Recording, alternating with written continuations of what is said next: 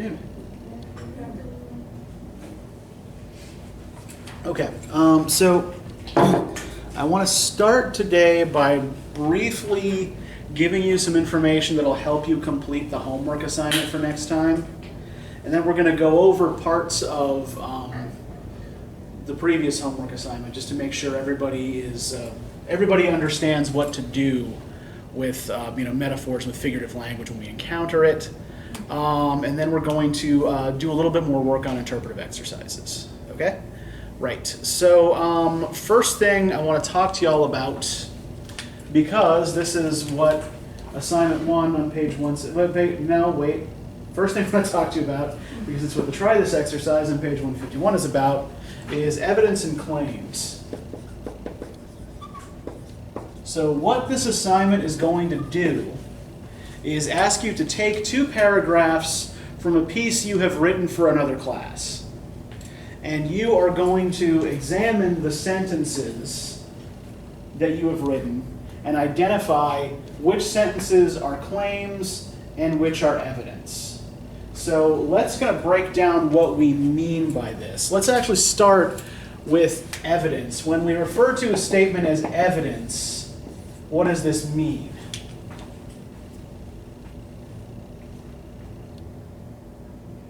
It's facts that prove a claim. Okay, and if they are things that can prove a claim, then what must they be?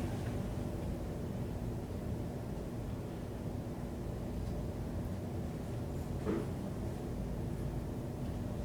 Well, let's think about them absent relationship to a claim, right?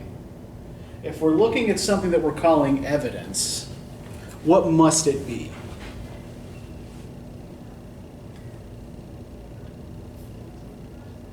If it is something that can be used to prove a claim, for example.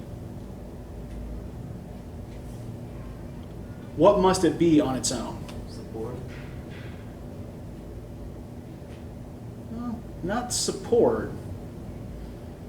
Information. Yeah, it's information. So when we're talking about evidence, right, we're talking about statements that are objectively true on their own, right?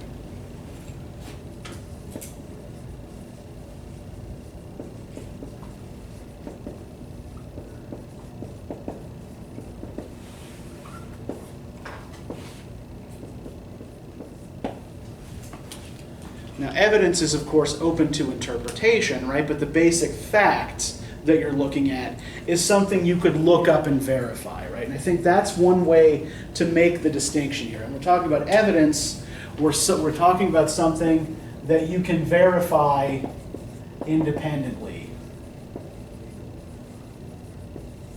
as fact. So then, if evidence refers to statements that are objectively true, that you can look up and verify, then what must a claim be?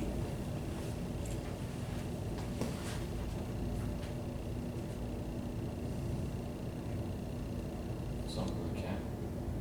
Okay, yeah, so a claim is something that you can't necessarily verify by looking it up, right? An opinion? Maybe let's not think about opinion here. And let me explain why I don't like the word opinion. I don't know if we went into this before or not, but what is an opinion? Where does an opinion come from? You. What's that? Comes from you. Comes from you, right? And when we talk about, like, say, everyone being entitled to their own opinion, is an opinion usually really based on much other than your gut level response to something? Right, I'm sure you may have heard the phrase like opinions are like assholes, everybody's got one, right? Yeah, so when we talk about opinions, we're talking about things that aren't based on much but a personal conviction, right? So I don't want you thinking in terms of opinion, right? Which is why I tend not to use this word, right? I want you thinking in terms of analysis and argument. Right, both of which are about making claims that are drawn from evidence, right? They're about interpretation of evidence. And, making a statement that can actually be supported by something, right? But the reason I want you to think about evidence first here, right, is because I think the evidence is where the claim needs to come from. Often when we're writing, we think we have to come up with a claim first, right? And then pick the evidence to suit that claim. I don't want you doing things that way. I want you doing it the other way around, right? Your claim will be more accurate and better justified if it's based on an interpretation of evidence, right? But yeah, so a claim is an arguable statement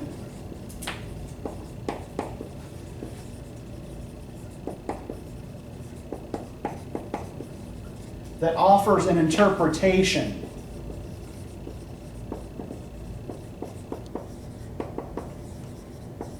of evidence. So what you're going to be doing is going through those two paragraphs of your own, right? And marking which statements you think are evidence and which you think are claims. There will be some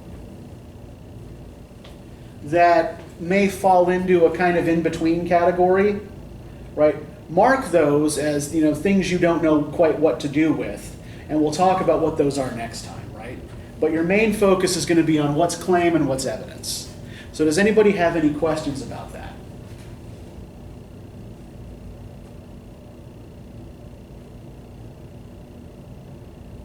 Okay, the second thing I want to talk to you about, because this is what the assignment on page 176 is going to ask you to look for, are enthymemes. Now, experience has taught me that it's likely that none of you have any idea what an enthymeme is, right? None of you have ever heard this term before? Okay. So it's a word that comes out of Greek philosophical reasoning. And it is actually pretty central to the way we think and the way we communicate. We just rarely actually really think about it or apply terms to it, right? So in order to explain what an enthymeme is, or in order for you to understand what an enthymeme is, you must first understand what a syllogism is. I'm going to guess that most of you probably don't know what a syllogism is either, right?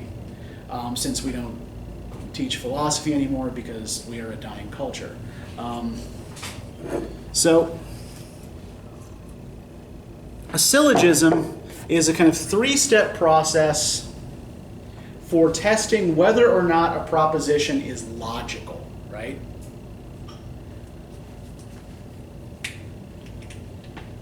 Three parts, right? The first part, the major premise, is a general statement about a broad category of things. The second part, the minor premise, is an application of some specific objects to the major premise, right? So you're testing the major premise with a specific example.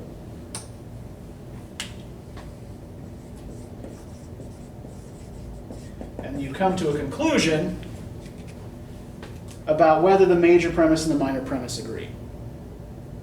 All right, so the most famous example of this runs something like this.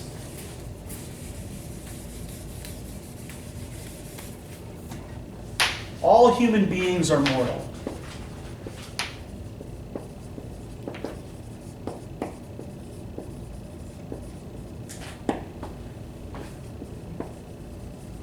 Socrates is a human being. Therefore, Socrates is mortal. So why is this logical? They agree. Okay, yeah, the major premise and the minor premise agree, right? Can you explain to me how they agree?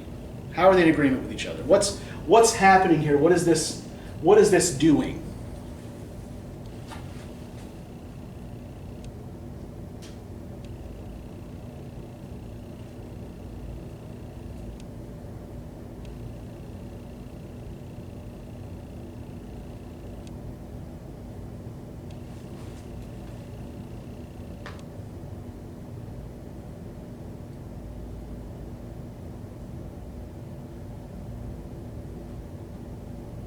how am I testing in this statement whether this statement is logical or not?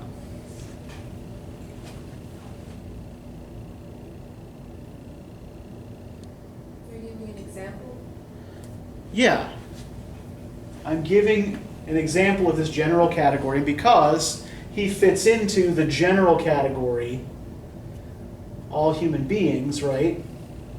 Then he has the characteristic that I've attached to all human beings, right? So the statement is logical. Now, if I switch the terms around a little bit, if I say all mortals are human beings,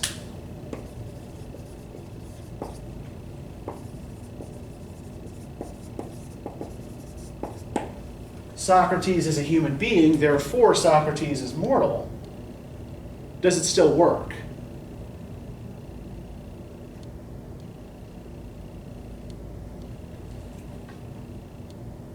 Does it still prove what it says it proves?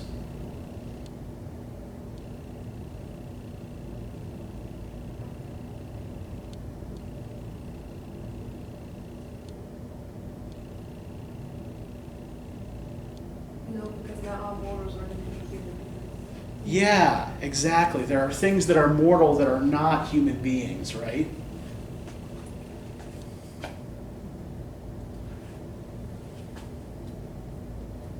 So it messes with the calculus a little bit, right? If you move the terms around, it changes whether or not the statement is logical. Now, syllogism tests for logic, right? I'm going to give you an example, and you tell me if it is logical. So let's say everything that can swim is a fish. Macon can swim. Whether you can or not is irrelevant.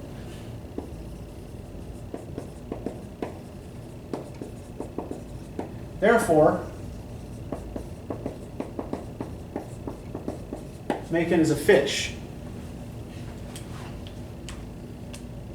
Is this logical?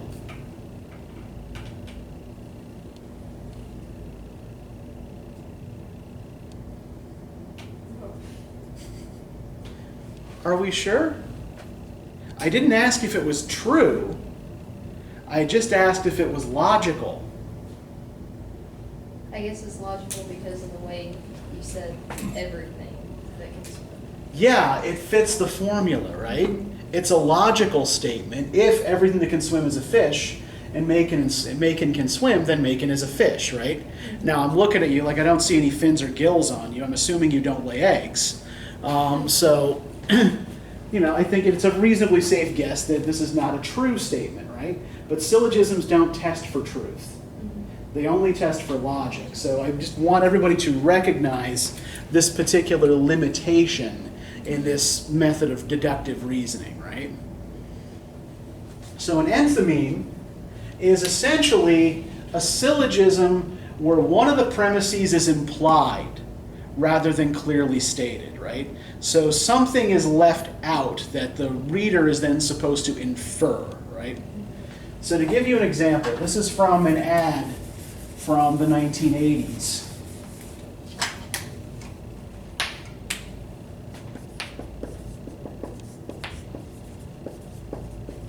A bigger burger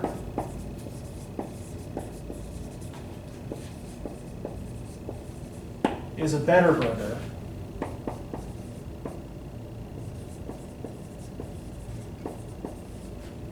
The burgers are bigger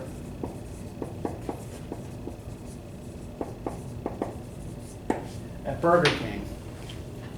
So what are you supposed to infer from this? Better too. Yeah, that if a bigger burger is a better burger, and a Burger King burger is bigger, then it must also be better, right?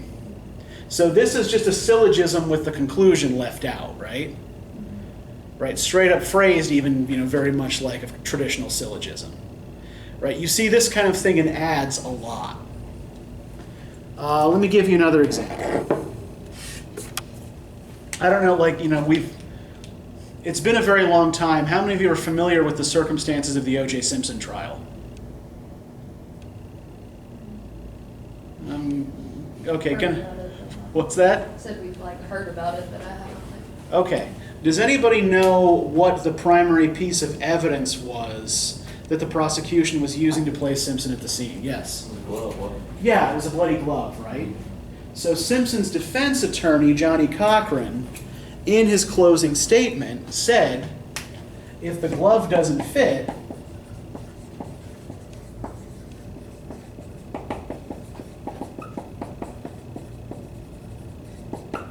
you must acquit.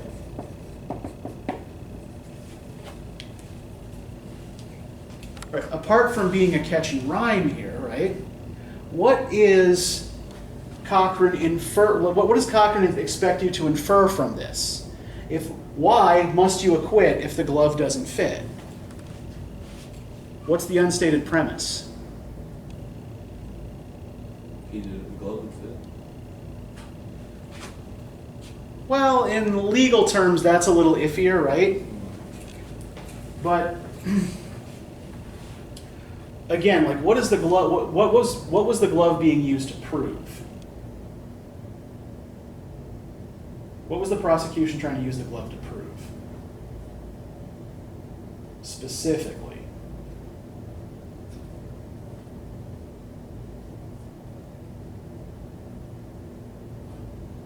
They could use it to prove that he was there, right? If they can't prove that it's his glove, right? Then what can't they do?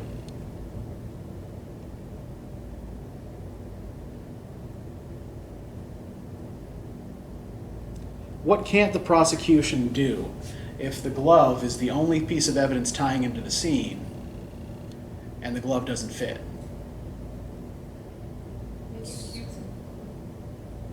Well, you can accuse whoever you want, right? But it means then they don't have any evidence putting him at the scene, right? They don't have any evidence that puts him there. So remember that our legal system isn't necessarily based on whether you're guilty or innocent. It's based on what you can prove. So if the glove doesn't fit, you can't prove he was there. So you must acquit, right? Does this make sense? Everybody following me? Okay. All right, so this is an example from the Star Wars universe. You may recognize a particular character's distinctive linguistic pattern here. Powerful you have become.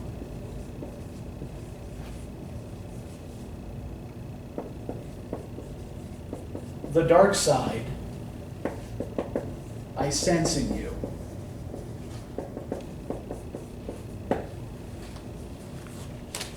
What's the unstated premise here? Powerful you have become, the dark side I sense in you.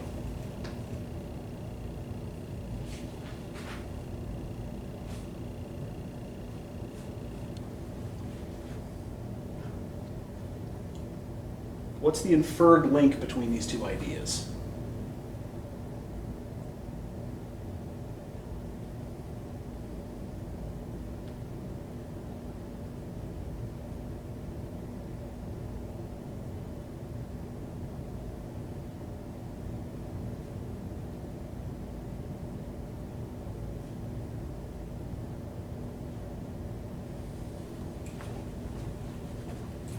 If you have become powerful, were you powerful before?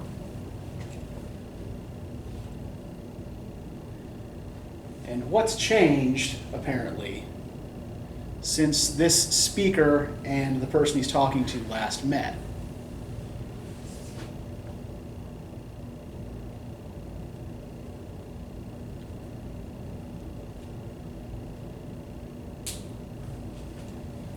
What does the speaker sense now about the person he's talking to?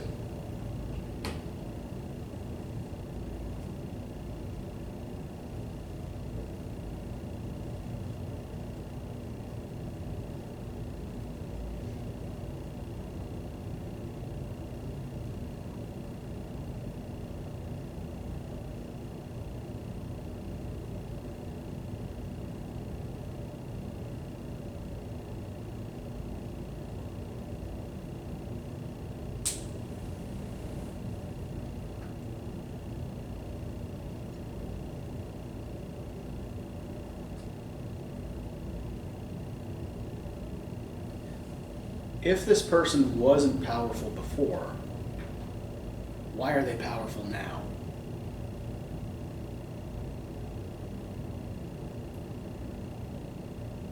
Because he sees the dark side. You're on the right track here, right? It has to do with the dark side, right? What did the person he's talking to apparently do since they last met? Something bad. Yeah. Right? So, powerful you have become. I sense the dark side I sense in you, right? You must have embraced the dark side, right? You must have become a bad guy. And this is how you got powerful.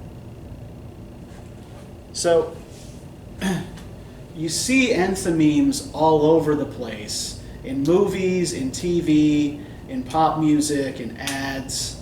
And what I want you to try to do is choose and explain 5 examples, right? You're going to find on your own, out in the wild.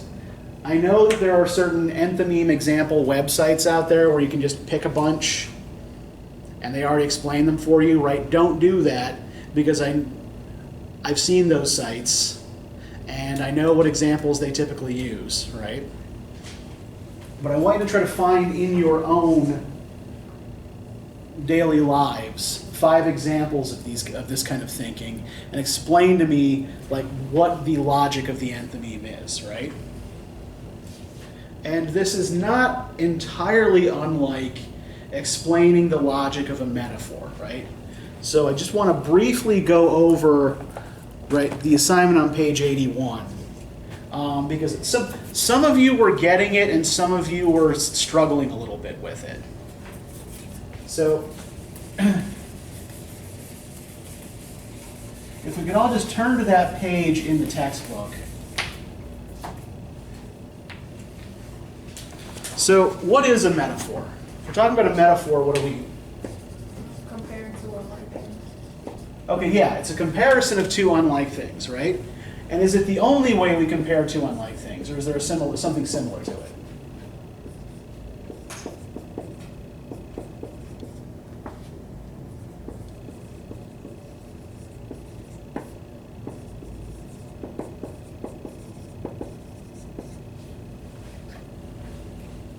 So the 2 things can't be entirely unlike, right? Or you can't really compare them. But yes, a metaphor will usually involve a kind of surprising comparison, right? 2 things you don't really expect to think of being like each other. How is a metaphor different from a simile? Simile, that's like or as. Yeah. So a simile is an explicit comparison, right?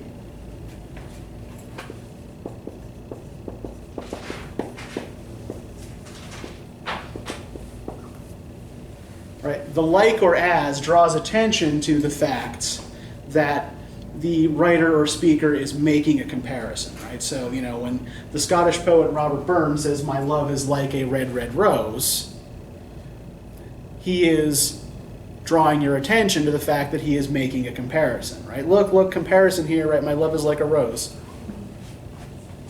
A metaphor is an implicit comparison, right? Where you're supposed to make the connection yourself as you read it. And metaphor, even more so than simile, is also kind of central to the way we think and the way we talk. All language is to some extent metaphorical, often in ways we don't notice. So do y'all know what a dead metaphor is? Have any of you ever heard this term before?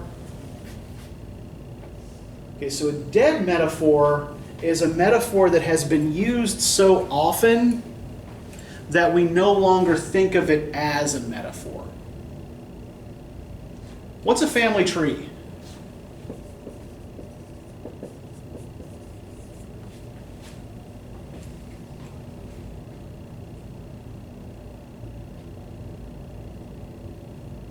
Something that shows your your line, your ancestry line. Yeah, it's like it traces your family back, as far as you know your family to have existed, right? To, the furthest back ancestor that you can locate.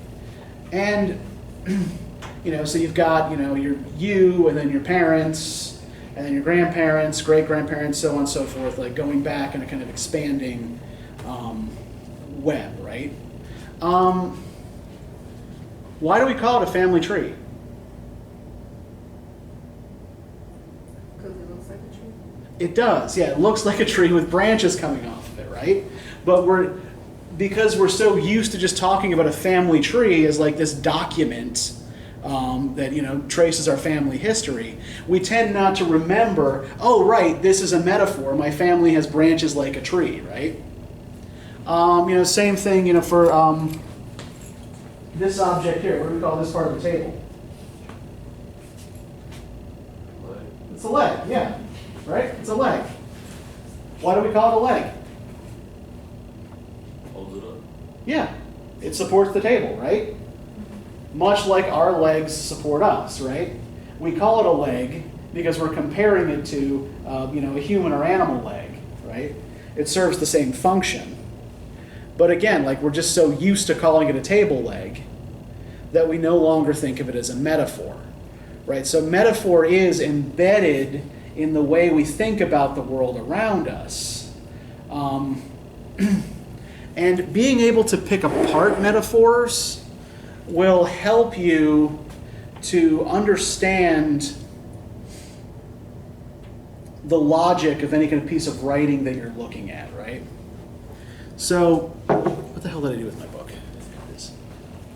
So let's see what we can do with what we've got here. So first off, a metaphor or a simile consists of two parts, right? The tenor or the vehicle, right? The tenor is the subject of the metaphor, and the vehicle is the comparative term, right? So the thing to which you are comparing the subject. So in a simile like, my love is like a red, red rose, what's the tenor? Love. Yeah, my love is the tenor, right? That's the subject, that's the main thing you're talking about. And then what would the vehicle be? The rose. The red, red rose is the vehicle, right? I'm comparing my love to a red, red rose. Okay. So let's look on page 81 here. Conscience is a man's compass. What's the tenor and what's the vehicle? The tenor's conscious. Okay, so conscience is the main subject here. Okay, and what are we comparing the conscience to? Compass. Okay, good. And how does this comparison work? How is the conscience like a compass?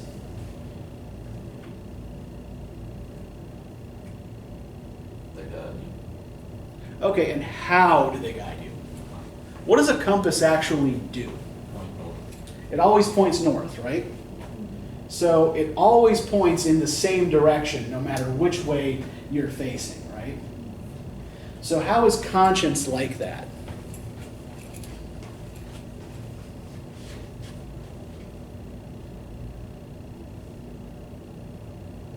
Like it's always trying to guide you in the right direction. Okay, I think, yeah, like close, right? I think it's kind of more about like that it's, Never changes. yeah, okay, yeah, it's being depicted, like at least the way Van Gogh is talking about it, right? As something that doesn't change, that's consistent, right? That's a standard that you measure your behavior against, right? Just as you use your compass, not like, the compass doesn't point you the way you need to go, it points north, it always points north. It doesn't change. So it kind of fits you to a standard. Now, this is one that a lot of people often have trouble with, the Einstein quote, right? All religions, arts, and sciences are branches of the same tree. What's the tenor here? Religion, arts, and science. Yes, religion, arts, and sciences is the tenor, right? This is the subject. These are the things that are being, the main things we're talking about. And then what is the vehicle? Branches, yes. The branches are the vehicle here, right? Not the tree. What is the tree?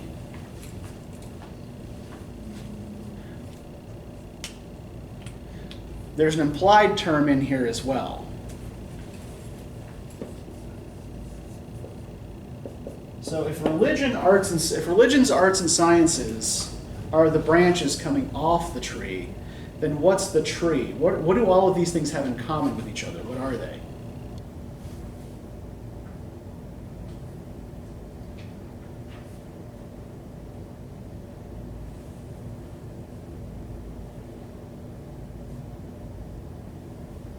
They're all like intellectual arts or whatever. Yeah, they're all like fields of knowledge or study, right? So we can kind of think of like a tree of knowledge and the branches coming off of it, right? Good. You guys are real quiet today. Is everybody okay? They had to get up a little extra early today. Uh, We had math at 9 oh, o'clock. all of you? I know us three did. Ooh. All right, the third one here. This one's a little bit more complicated. There are a couple of layers to it, right? All the world's a stage, and all the men and women merely players. They have their exits and their entrances.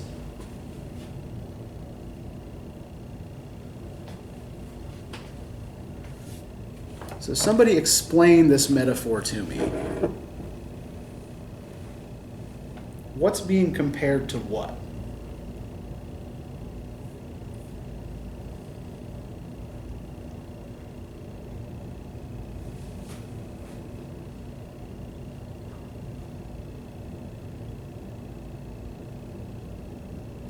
If the world's a stage, men and women merely players. What does Shakespeare mean when he says players here, by the way? What is he talking about?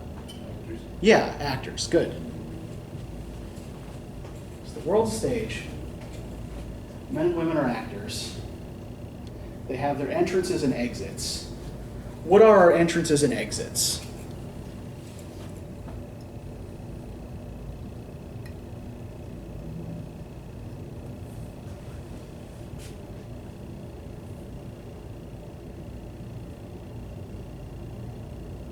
Could it be interpreted as like life and death? Like, Yeah, birth and death, right? You know, birth is your entrance onto the stage, right? right. Death is your exit. And what is he then, like, what then is light? What then is, if all the world's a stage, men and women merely players, they have their exits and entrances, right? So that we're born onto the stage, we die when we leave the stage, right? What is this, like, what is like what here? What's the big overarching metaphor here? I guess like real life is kind of like a play for Yes, exactly. Life is like a play. Good. Yeah, you got it. And if life is like a play, then what else does that imply? How much control do we have over our own lives or our entrances and exits?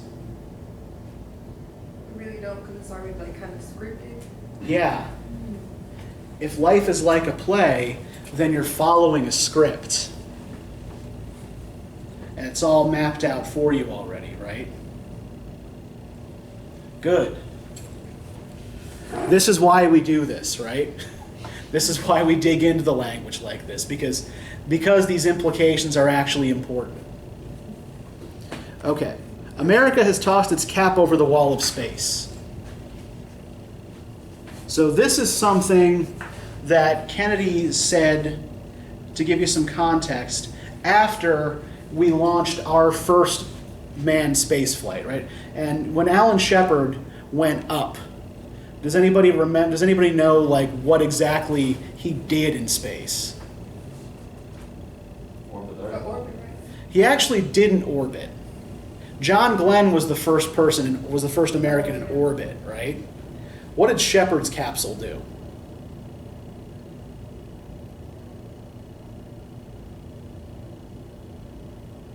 It just went up and came back down, right? So all they were trying to do with that first space flight was get up out of the atmosphere, right? And prove we could get somebody up there and then bring it back down. So, when we say America has tossed its cap over the wall of space, right? What's the wall here? How is space like a wall? It's an obstacle. Yeah.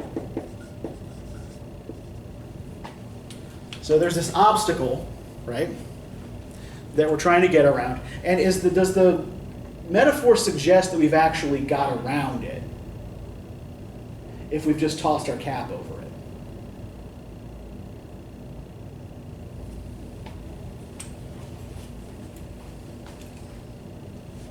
Have we actually made it over that wall? Not yet, right? It's, we've made a start. We've taken some small part of ourselves, tossed it over that wall, right? We've figured out what the limit of the wall is, at least, right? But we haven't made it over it yet, right? There's still climbing to do. And this is probably the hardest and most complicated of these 5 metaphors. So, I get that one is confusing. Now, number 5 here, right? I am the good shepherd, and I lay down my life for the sheep, out of the Gospel of John. What are the tenor and the vehicle here?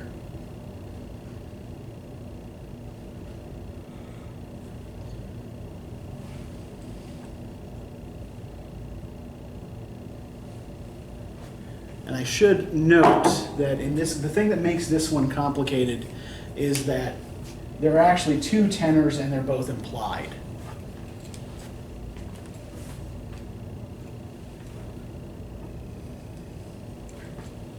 I am the good shepherd, and I lay down my life for the sheep. Or Jesus and his people. Yeah, Jesus is supposed to be the shepherd, and the sheep are supposed to be, the people, right? And it's a reference to, the eventual crucifixion, right? The kind of sacrifice for the good of all, right? The good shepherd lays down his life for the sheep. Now, interesting sort of side note here: shepherd of the people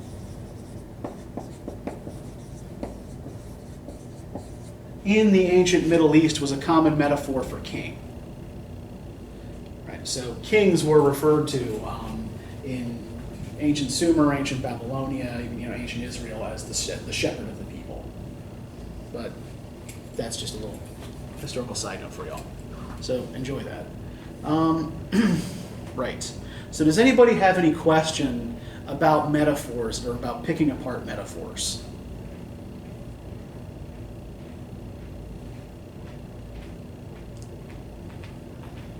Okay, then I want to try to turn this over to y'all for a second. So I'm going to give you a poem by William Carlos Williams.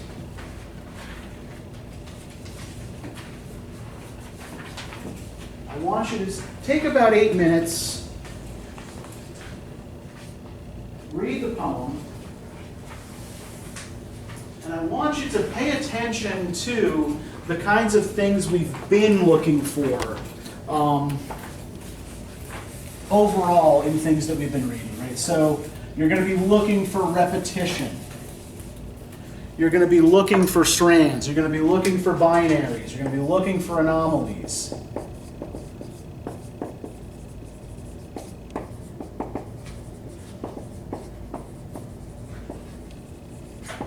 And I also want you to try to pay attention in particular to any metaphors or similes that you find in the poem. So take the next 8 minutes and see what you can do with this, right? See what you can find in it.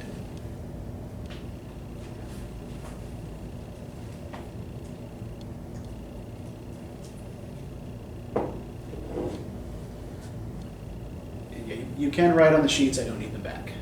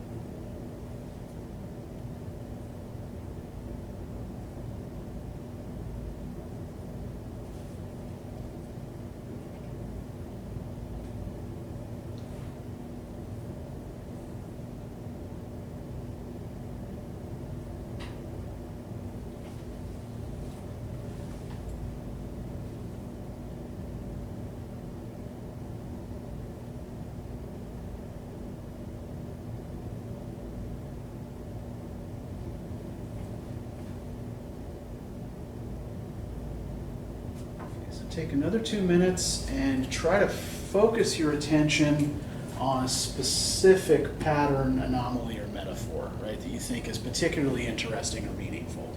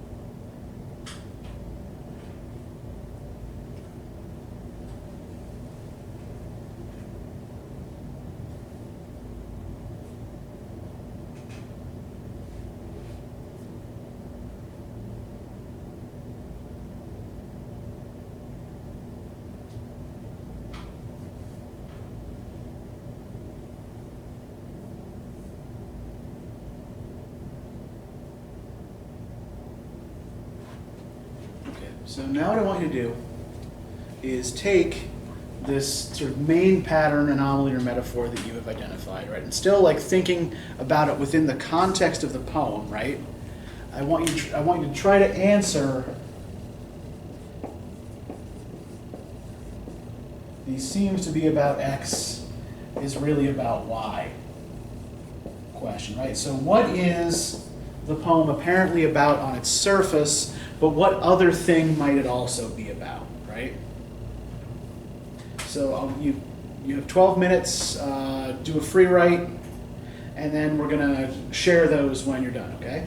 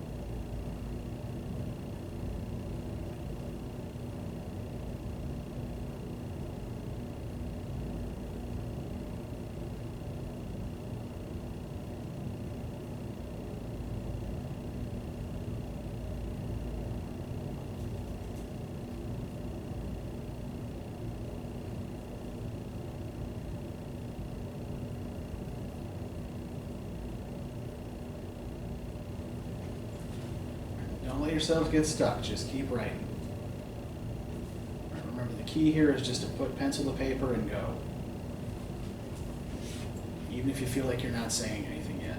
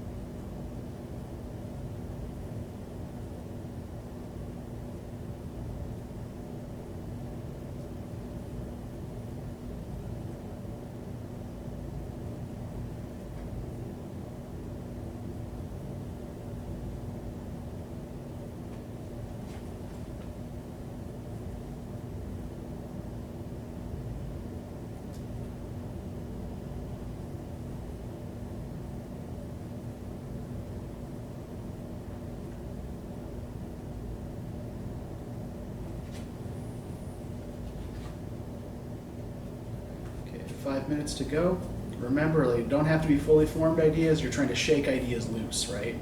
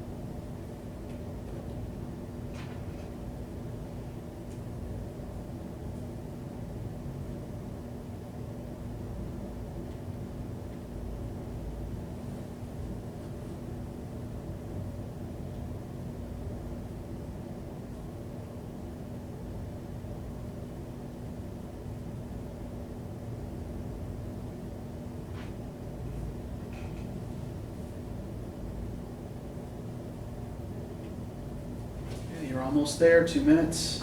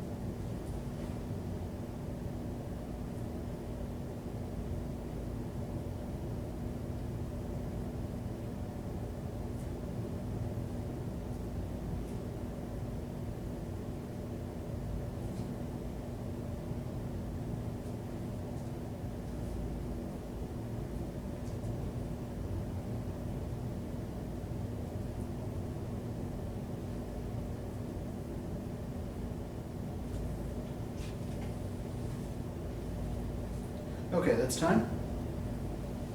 So here's what I'd like y'all to do now. Instead of just reading out what you wrote to the whole class, which we can put that off for the moment, I want you to pair up with somebody else. We'll have to have one group of 3 because there are 5 of us. And I want you to share what you wrote with your group partners and try to, I want you each to try to pull as many answers to this as you can out of each other's writing, right? How many different, like, what interpretations are you pulling out of the other person's writing? Okay? So go ahead and group up.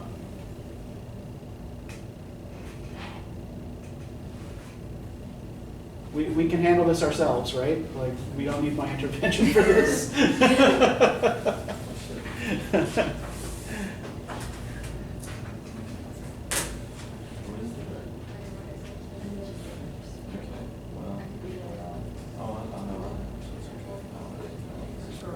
You could also just exchange.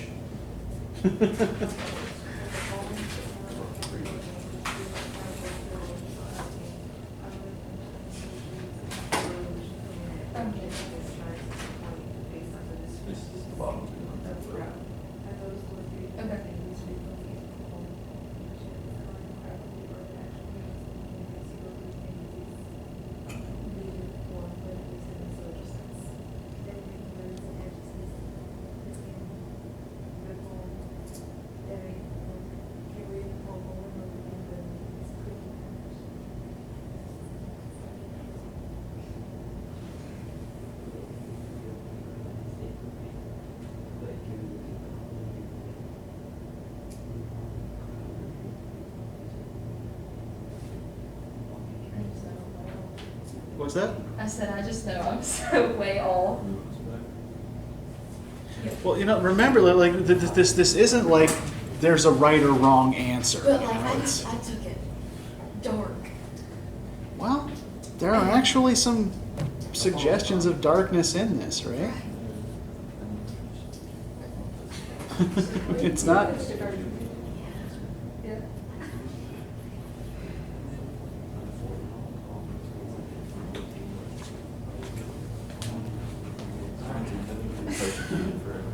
So how are we doing here? What is the what are we coming up with? It's okay.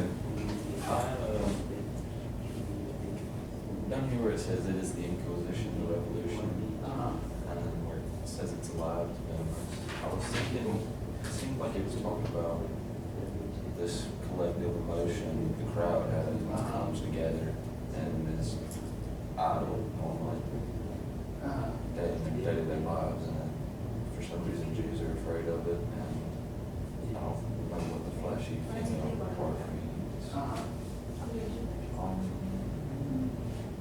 Okay, well, then I think like, maybe, look at, if we look at this, okay, so why is somebody who is a member of a minority group afraid of this power, right, or this emotion? And I think if you think about it, it's like it is the Inquisition, it was the Revolution. I think, right, the Inquisition, the Spanish Inquisition, was not, Jews were essentially forced to convert, pushed out of Spain, right? Both of these are talking about, violence against outside groups, right? Yeah. So I think, you're right to see something kind of dangerous or dark in the crowd emotion. Yeah. Okay. I don't think it's the only thing that's there, right? But I think It also it's, talks about their happiness and stuff. yeah.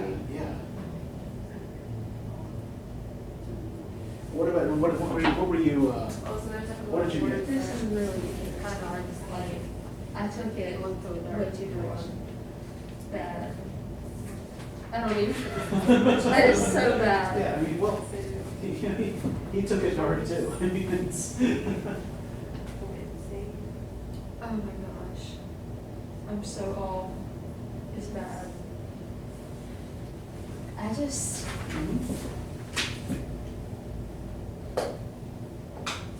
So it seems to be about, Right.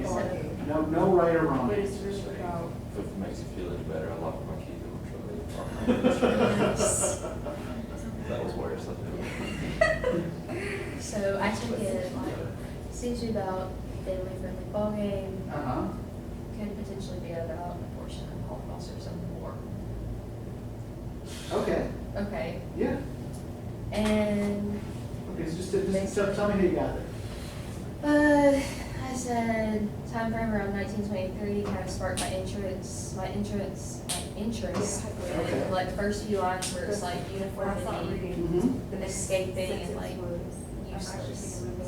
Okay. It's really clear right now. And I said maybe that could be in like the context of the Short words. Mm-hmm. And Can tell a story about what happened on a certain day in 1925. that was just Because usually when the first Well, I think if people you're looking at the look date at the year, 1923, that's not too many usually years around after what the time end they of wrote it, World War and I. Right. it has something to do with what went on. so Implicit and like When we were talking the about, last what was that thing? that's like The last two lyrics lines on where that? he says the crowd is laughing in detail permanently, seriously without thought, like Yeah, Uh-huh. and they were saying, say 1977. maybe that those people were okay with what was to come because they were So that's what the lyrics stronger were about. about it. Yeah, That's or first just, novel. without thought, Yeah. right? Like, they're They not, don't- they're caught up in Yeah. whatever this emotion is, and they're not thinking, right? Yeah. That was painful. No, I mean, I think, yeah, again, like perfectly reasonable reading of the poem. Like you're not reading anything into it that isn't there, Right. which I think is what you're worried about. Okay, yes, Mhm. extremely. Yeah, no, this is all stuff that can be, that a reasonable person could infer from reading. Okay. Like, don't be afraid. All right, yeah, shoot. So, when we do things like this, Uh-huh. is there like a right answer? No, No? no, I mean, so, look, what you're trying to come up with is the best answer you can with what you have. And most of you are gonna come up with different answers for something like this, and that's okay, right? As long as you can support that answer with something in the poem, then yeah, that's fine. So yeah, there is no correct interpretation of the poem. There are incorrect interpretations, but mostly those would involve like kind of reading things into it that really aren't there, or that could, like, for example, if you say like, oh, the players of the game are really Mongolian warlords of the 13th century, right? Like, well, there's no evidence to suggest that, right? But yeah, as long as you're not like kind of adding stuff that's way out there. Okay. then you're you're fine. So what all did you get? Well, I know I have mentioned something about the year, like Mhm. it being like a dark, I guess like something dark happening, and then he had something about dark, but what did you say? I put like Uh-huh.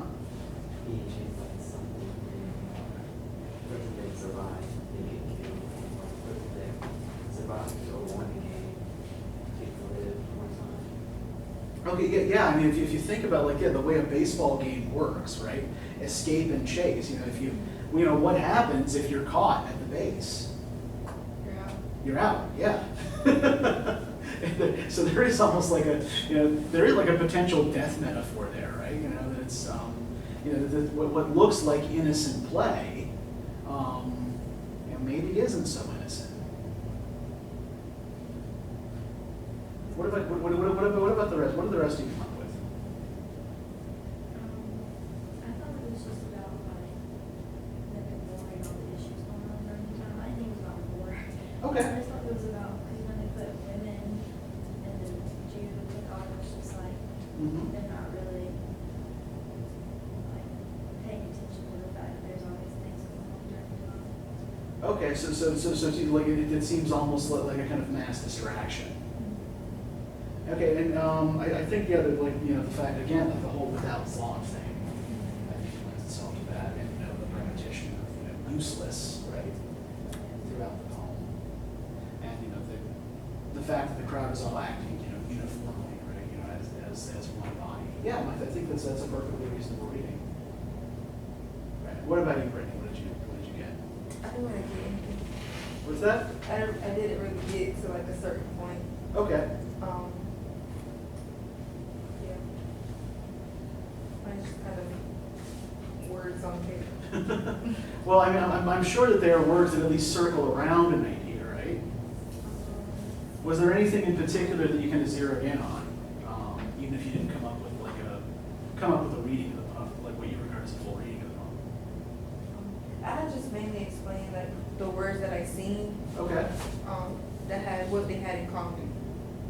Okay. So what was the pattern that you found? Something dark. Okay. Okay. Which words suggested something dark to you? Well, like me, I looked up what Michael also explained to me. Like we've seen escape, no and save, war, Yeah. deadly, terrifying. Mm-hmm. Things. Okay. All right. So we are about out of time now. So we're gonna kind of. I'd like to continue this next time. So bring this back with you, and we'll continue working with it. But yeah, you guys are actually getting some good stuff out of this. Believe it or not. Like I know that it feels wacky to you, right? But you guys are actually coming up with some good readings of this poem, right? There are layers of light and dark here, right? And it seems like most of you are more interested in the dark layers. Maybe it's just the kind of day you're having. Maybe it's the weather. I don't know. But yeah, no. I mean, yeah. Well, seriously, I know this feels weird and maybe a little bit uncomfortable when I press you on it, right? But I do want you to know that I think you are actually doing good work and you're on the right track, right? All right. I'll see you Thursday.